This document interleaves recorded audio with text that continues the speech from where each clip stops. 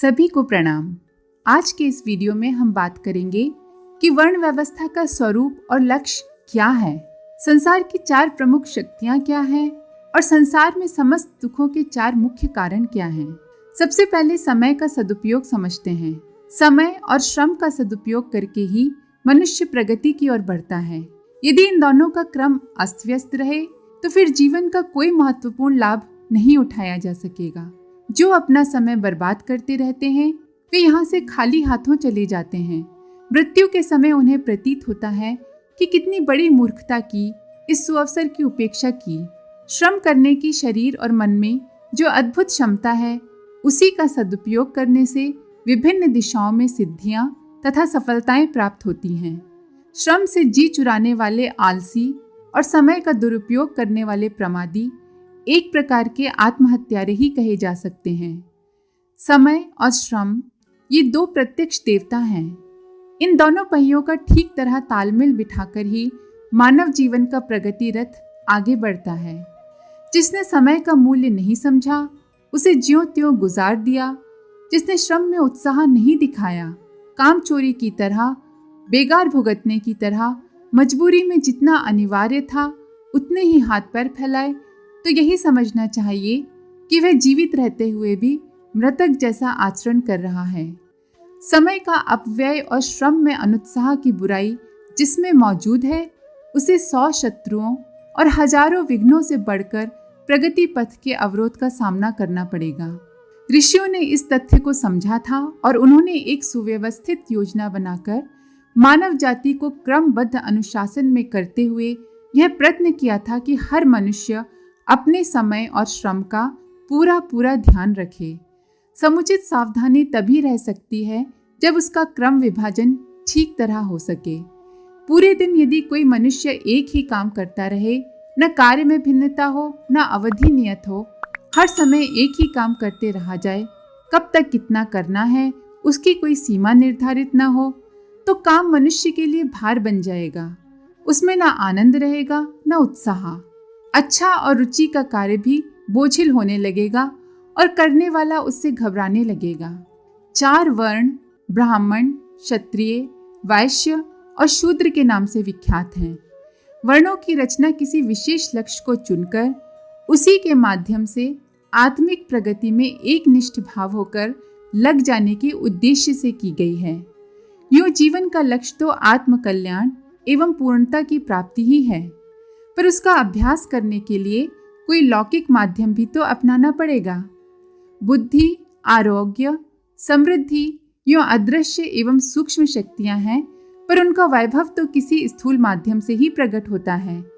इसी प्रकार आत्मकल्याण का सूक्ष्म उद्देश्य प्राप्त करने के लिए भी कोई भौतिक कार्यक्रम तो चाहिए ही। इच्छा और कामना करते रहने से तो कोई लाभ नहीं मिल जाता। आत्मकल्याण का उद्देश्य पूरा करने के लिए भी बाह्य जीवन में कोई रुचिकर, उपयोगी एवं सदुद्देश्य पूर्ण कार्यक्रम निर्धारित करना ही पड़ता है। एक दिशा निर्धारित कर उस पर चलते रहने से ही पथिक को अपनी यात्रा का परिणाम प्राप्त करने का अवसर मिलता है। जो कभी इधर उधर भटकता रहेगा, कोई दिशा निर्धारित नहीं करेगा, उसे न तो किसी लक्ष्य की प्राप्ति होगी और न ही किसी कार्य में विशेषज्ञता प्राप्त कर अपनी प्रतिभा ही चमका सकेगा। अस्तु, यह आवश्यक है कि आत्मकल्याण का लक्ष्य प्राप्त करने के लिए मनुष्य अपना एक निश्चित कार्यक्रम निर्धारित करे और फिर पूरी दिलचस्पी के साथ संसार का सर्वोत्तम काम समझकर उसी क्रम को आजीवन अपनाए रहे। इसी विधान को वर्ण धर्म कहते हैं। ब्राह्मण, क्षत्रिय, वैश्य, शूद्र का क्रम विभाजन मनुष्य के बीच ऊंच नीच या छोटे बड़े का भाव पैदा करने के लिए नहीं, वरन गुण, कर्म, स्वभाव के अनुसार एक निर्धारित गतिविधि अपनाकर तीर की तरह लक्ष्य की ओर बढ़ चलने की व्यवस्था बनाने के लिए हुआ है। संसार में केवल 4 ही प्रमुख शक्तियां हैं: ज्ञान, बल, धन और श्रम।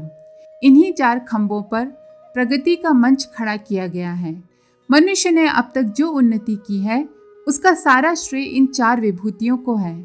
यदि ये न हो तो जन्मजात रूप से जैसा भी कुछ मानव प्राणी उत्पन्न होता है उसे सबसे पिछड़ा ही माना जा सकता है। एक एक वर्ण, इनमें से एक एक शक्ति की विशेष आराधना करने, उसमें विशेषता प्राप्त करने का लक्ष्य बनाता है और उस मार्ग पर निरंतर चलते हुए अपने तथा दूसरों के लिए सुख शांति का लक्ष्य प्रशस्त करता है। ब्राह्मण ज्ञान शक्ति का, क्षत्रिय बल शक्ति का, वैश्य धन शक्ति का और शूद्र श्रम शक्ति का अभिवर्धन करते हुए इसका लाभ सारे समाज को पहुंचाते हैं।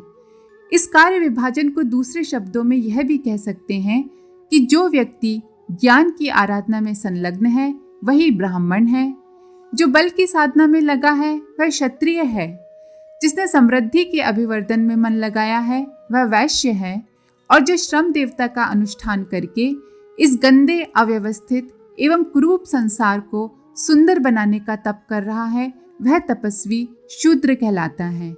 यह विशुद्ध कर्म विभाजन है। इसमें जात पात ऊंच नीच की क्या बात हुई। एक ही परिवार के कई व्यक्ति कई तरह का काम करते हैं, उनमें कोई ऊंच नीच नहीं होती। वृद्ध पिता पूजा पाठ, कथा वार्ता एवं समाज सेवा में लगे रहते हैं। इस तरह से वे ब्राह्मण हुए। एक लड़का सेना में हवलदार है तो वह क्षत्रिय हुआ। 2 लड़के दुकान चलाते हैं, वे वैश्य हुए। स्त्रियां घर का काम धंधा, रोटी चौका का प्रबंध करती हैं, वे शूद्र हुई। इनमें से किसी को ऊंच नीच कैसे कहा जा सकता है। अपनी रुचि और योग्यता के अनुसार कार्य विभाजन में भिन्नता रहने से अच्छा ही हुआ। समाज की अनेक आवश्यकताओं की पूर्ति इस प्रकार संभव हो गई। सब लोग एक ही काम करते तो उसमें नीरसता आती और अन्य काम बिगड़ते। इसलिए कार्यों में थोड़ा अंतर होना व्यक्ति एवं समाज के विकास की दृष्टि से उचित भी है और आवश्यक भी। संसार के सभी दुखों के 4 कारण हैं: अज्ञान, अशक्ति, अभाव और आलस्य। जितने भी मनुष्य जितने भी प्रकार के कष्ट भुगत रहे हैं, उन सब के दुखों का मूल कारण इन 4 में से ही कोई हो सकता है। अज्ञानी का दृष्टिकोण, विचारने का ढंग गलत होता है। वह न सोचने योग्य बातें सोचता है और न करने योग्य निर्णय करता है। फलस्वरूप अनेकों अनावश्यक उलझनों में उलझकर दुख भोगता है। अशक्त अपनी दुर्बलता के कारण न तो उपयुक्त उपार्जन कर पाता है, न संघर्षों का मुकाबला कर पाता है। उसे कमजोर पाकर भीतर के और बाहर के शत्रु अपना आक्रमण प्रबल कर देते हैं। फलतः उसे त्रास सहने पड़ते हैं। अभावग्रस्त मनुष्य जीवन उपयोगी वस्तुओं से वंचित रहकर अपना सामान्य क्रम चलाने में असमर्थ हो जाता है। दरिद्रता उसके मनोबल, सम्मान, स्वास्थ्य एवं संतुलन को खा जाती है। साधनों के अभाव में आगे बढ़ने का न तो साहस होता है और न सुयोग बैठता है। ऐसी दशा में उसे मन महसूस कर दीन दुखियों की स्थिति में पड़े रहकर अभावजन्य दुखों को भोगते रहना पड़ता है। आलस्य तो सबसे दुष्ट शत्रु है। उसकी छाया जहां भी पड़ जाती है वहां सब कुछ चौपट हो जाता है। जहां पर आलस्य होता है वह व्यक्ति, वह घर बर्बाद हुए बिना नहीं रह सकता। आलस्य के कारण इस संसार में कितना दुख दरिद्र फैला हुआ है, इसका अनुमान लगाया जाए तो आलस्य को मानव जाति का घोर शत्रु माना जाएगा। उपरोक्त 4 दुख हेतुओं को अपने निज के जीवन में से बहिष्कार करने के संघर्ष में संलग्न होने की वीरता अपने अपने क्षेत्र में 4 ही वर्णों को दिखानी पड़ती हैं। अपने कार्यक्रम में प्रगति करते हुए जो शक्तियां उपलब्ध होती हैं, उनका लाभ स्वयं ही उठाते रहने की स्वार्थपरता से बचते हुए सारे समाज को उसका लाभ पहुंचाने का व्रत लेना पड़ता है। तभी वह वर्ण धर्म ठीक तरह पालन हुआ समझा जाएगा। ब्राह्मण अपने सद्ज्ञान से बिना किसी फल की आकांक्षा रखे सारे समाज को उसका लाभ देने का प्रयत्न करता है। गुरुकुल, चिकित्सालय, कथा प्रवचन, सत्संग आदि की प्रक्रिया अपनाकर जन समाज का भावना स्तर ऊंचा बनाने के लिए ब्राह्मण प्राणपण से प्रयत्न करता है। उसका खुद का व्यक्तित्व श्रद्धापद बना रहे, इसलिए दूसरों की तुलना में अधिक त्यागी, तपस्वी, संयमी, अपरिग्रह में रहकर अपनी वाणी से ही नहीं चरित्र से भी यह शिक्षा देता है कि सन्मार्ग पर चलते हुए गरीबी में भी रहना पड़े तो आंतरिक उल्लास एवं बाहरी आनंद में कोई कमी नहीं आ सकती। क्षत्रिय अपने प्राण हथेली पर रखकर अनैतिक तत्वों से संघर्ष करता है। साधारण लोग प्रत्याक्रमण के भय से भयभीत होकर दुष्टता के आगे सिर झुका देते हैं और उससे समझौता कर लेते हैं। पर क्षत्रिय, जिसने समाज की सुरक्षा का, दुर्बलता की हिमायत न करने का व्रत लिया है, वह अपने उद्देश्य की पूर्ति के लिए शरीर बल, शस्त्र बल एवं सत्ता बल प्राप्त करके उदंडताओं को नियंत्रित करने के कार्य में लगता है। उसका कार्य किसी भी त्यागी, तपस्वी, आत्म बलिदानी से कम महत्वपूर्ण नहीं माना जा सकता। वैश्य उत्पादन और उद्योग के प्रत्येक पहलू को विकसित करते हुए जन साधारण की जीवनोपयोगी सुविधाओं को बढ़ाता है। अन्न, वस्त्र, दूध, शाक, औषधियां, पुस्तकें, सुई, साबुन, बुहारी आदि अनेक आवश्यक साधनों से जनता को वंचित न रहना पड़े, इसलिए वह उत्पादन एवं वितरण के लिए आवश्यक व्यवस्था करते हुए सर्वसाधारण की एक बड़ी कठिनाई को दूर करता है। श्रम के बिना कोई भी कार्य पूरा नहीं हो सकता। छोटे से बड़े हर काम में श्रम ही सफलता उत्पन्न करता है। उस अभाव की पूर्ति शूद्र वर्ण को करनी पड़ती है, इसलिए इस सहयोग के अनुरूप उसका गौरव भी सबसे अधिक माना गया है। आज चारों वर्णों का विकृत स्वरूप ही दिखाई पड़ रहा है। इसका कारण उस व्यवस्था का दोष नहीं है जो हमारे ऋषियों ने बनाई थी, वरन लोगों की नासमझी एवं अनुपयुक्त गतिविधियों को ही माना जा सकता है। वर्ण धर्म हमें सिखाता है कि जीवन का कोई लक्ष्य बनाकर जिया जाए।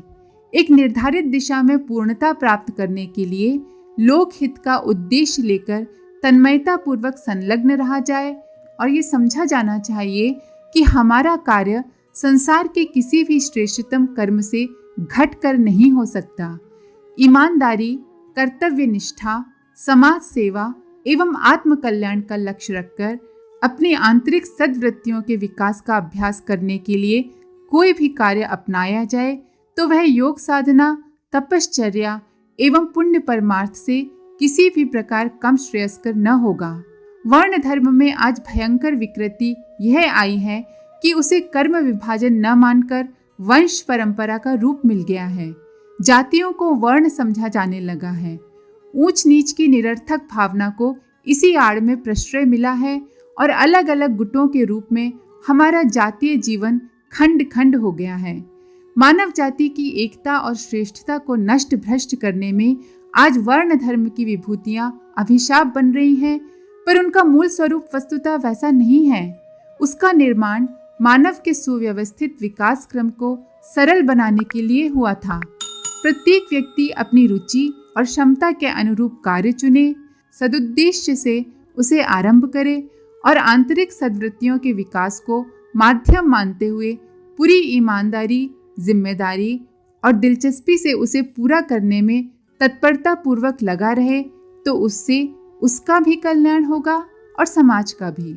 वर्ण धर्म की यह प्रेरणा मानव जाति का भविष्य उज्जवल बनाने में निसंदेह बहुत ही सहायक सिद्ध हो सकती है। आज के लिए इतना ही। अगर आपका कोई सवाल या सुझाव है तो हमें कमेंट बॉक्स में ज़रूर लिखें। साथ ही वीडियो को सभी तक शेयर करें। आप सभी का बहुत बहुत धन्यवाद। ओम शांति।